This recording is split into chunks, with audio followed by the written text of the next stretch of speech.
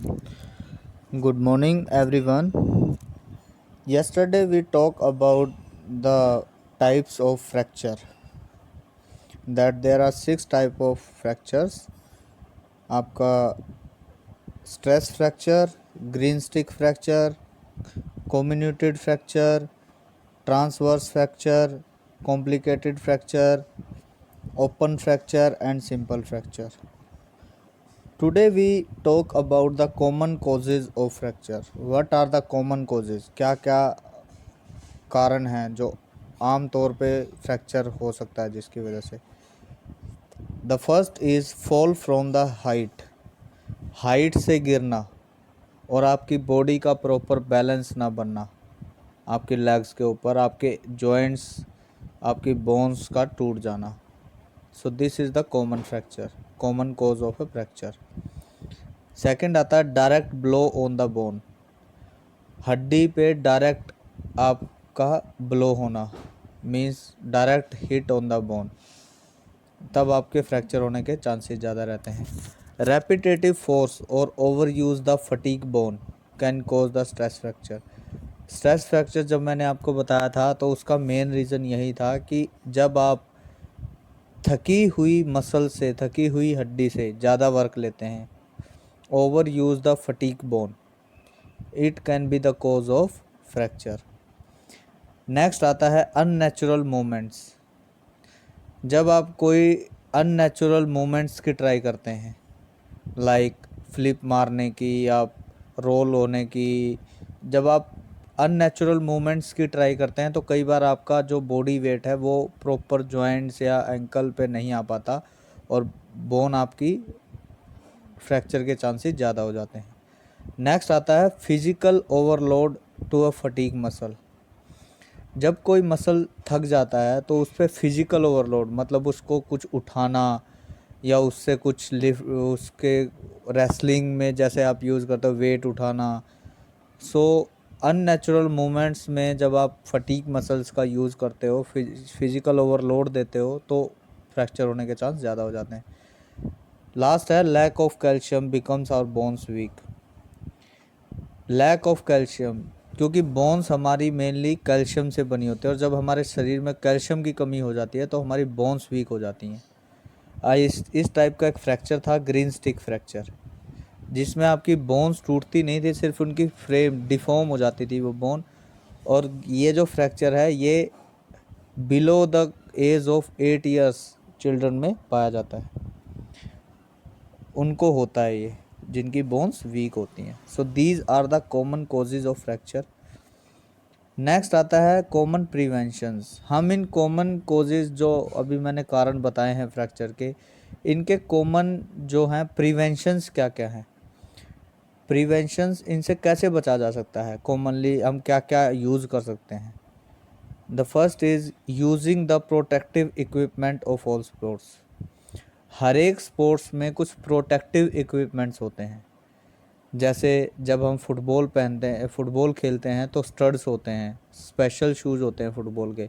आपका जो ये पहनते हैं एंकल पे, शिन शिन पैड जिसे बोलते हैं हम, वो आपके फुटबॉल में यूज़ होते हैं। अब आपकी बॉक्सिंग का यूज़ करें तो आपका हेड गार्ड यूज़ होता है, आपका टिथ गार्ड यूज़ होता है। So these are the protective equipment of all the sports. Do proper conditioning during the off season. जब ऑफ सीज़न होता है, ऑफ सीज़न होता क्या है, जब during this time no competition is there, आपका कोई ऐसा कंपटीशन नहीं होता, कोई ऐसी कोई भी ऐसा मतलब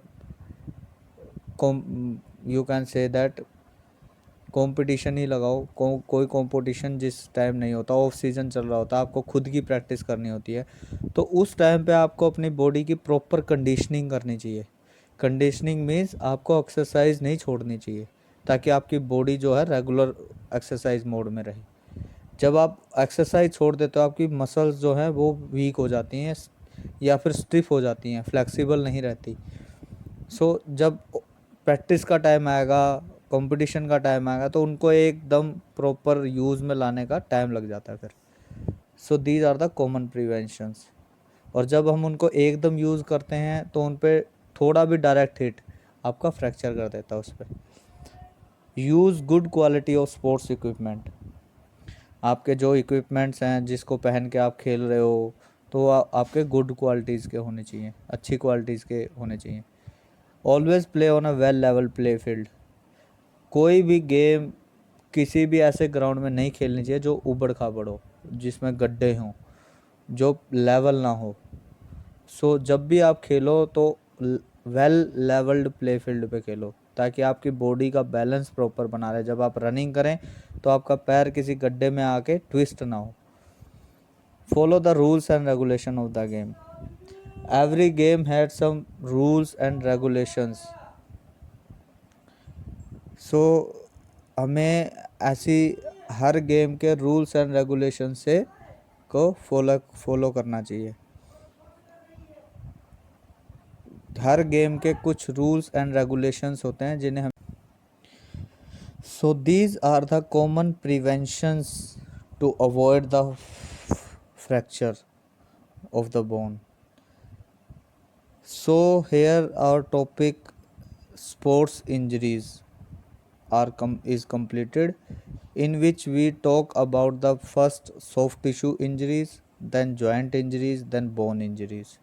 Soft tissue में आपके abrasion, contusion, sprain and strain, and what in joint में आपका आता है dislocation of joints.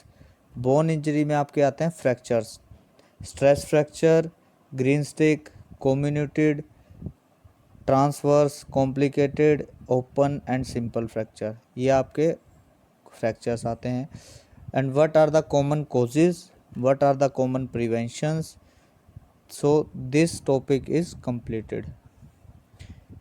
Today the next topic is first aid. First aid basically होता क्या है?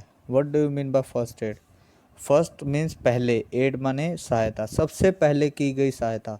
It is the first kind of help given to someone who suddenly falls ill and injured before a doctor can be found. जब तक किसी doctor को ढूंढा जाए उससे पहले आप किसी की क्या हेल्प कर पाते हो उसे बोलते हैं फर्स्ट एड। जो इंजर्ड हो रखा हो तो उसकी क्या हेल्प हो सकती है तो उसे फर्स्ट एड बोलते हैं। Often the illness and injury is not serious. Generally क्या होता है, आपकी जो बीमारी है और आपकी जो चोट है वो इतनी सीरियस नहीं होती, but other time when injury is severe, जब इंजरी ज़्यादा हो, giving first aid quickly can save one life. अगर उसको प्रॉपर टाइम पे फर्स्ट एड आपकी मिल जाए तो ये आपकी लाइफ को सेव कर सकती है। So first aid play a very important role to save someone life. In other words, we can say that the help given by a trained and untrained person with available sources. मतलब अगर हम दूसरी words में बोलें तो जो सहायता किसी ट्रेंड या अनट्रेंड पर्सन के द्वारा वहाँ पे अवेलेबल रिसोर्सेज के द्वारा दी जाए, जो भी आपके पास रिसोर्सेज अवेलेबल हैं उनके द्वारा आप किसी की हेल्प करते हो, तो this is called first add.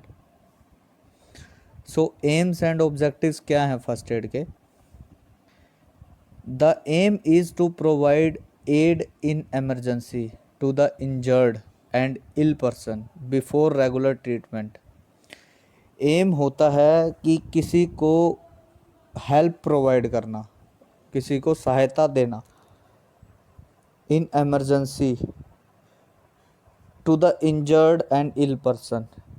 जो पर्सन इंजर्ड और बीमार हो उसको एमरजेंसी के टाइम हेल्प करना बिफोर द रेगुलर ट्रीटमेंट. जब तक डॉक्टर उसका रेगुलर ट्रीटमेंट स्टार्ट नहीं करता उससे पहले उसको हेल्प करना to save life. So aim क्या हुआ कि किसी पर्सन जो इंजर्ड या इल पर्सन है उसकी एमरजेंसी में डॉक्टर से ट्रीटमेंट शुरू होने से पहले उसकी सहायता करना, तो उसे बोलते हैं एम ऑफ फर्स्ट एड. इसके ऑब्जेक्टिव्स क्या क्या हैं? The objectives of first aid is of three P's. P. First P is preserve the life. Second P is prevent the deterioration. The third P is promote recovery. Preserve life. The first objective is to preserve life by carrying out emergency first aid procedure. जब कोई person injured हो तो सबसे पहला जो objective है first aid का, उसकी लाइफ को बचाना। कैसे? उसको इमरजेंसी में फर्स्ट एड प्रोसीजर से बाहर, मतलब उसकी हेल्प करना।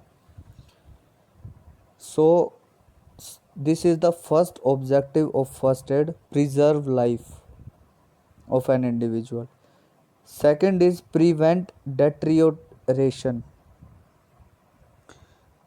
The second objective is to prevent the injured person from any further danger.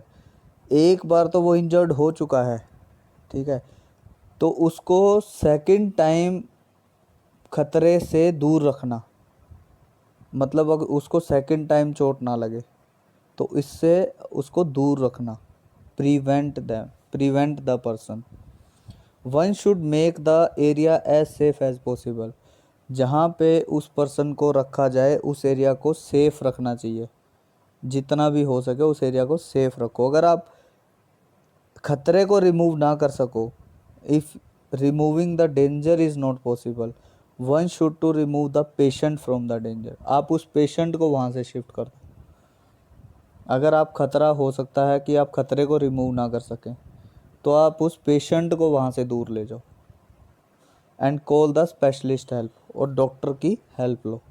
So this is the second objective. And the third objective is to promote recovery. Promote recovery means this is the last objective, to promote recovery by arranging emergency medical help. A simple first aid can affect the long term recovery of an injury. जब कोई injury हो जाती है, आप उसको अगर first aid दे देते हो, सिंपल फर्स्ट एड दे देते हो, तो वो आपके रेगुलर ट्रीटमेंट से ज़्यादा हेल्प करती है रिकवरी में। क्योंकि आपने जो गरम गरम जो घाव लगा है उसको उसी में उसको सेट कर देते हो। क्योंकि जब घाव ठंडा हो जाता है, जब चोट ठंडी हो जाती है, तो उसमें दर्द ज़्यादा होता है। आपको गरम गरम चोट लगी हो तो उसी में अगर आपको फर्स्ट एड मिल जाए तो this help better in recovery. So this is the aim and objective of first aid. Here your chapter is completed. In this chapter we discuss about various topics like the physiological factors, like effect of exercise on cardiorespiratory system, effect of exercise on muscular system, sports injuries, their causes, prevention, treatment, or first aid. So these are the topics of this chapter that we have completed. Thank you very much.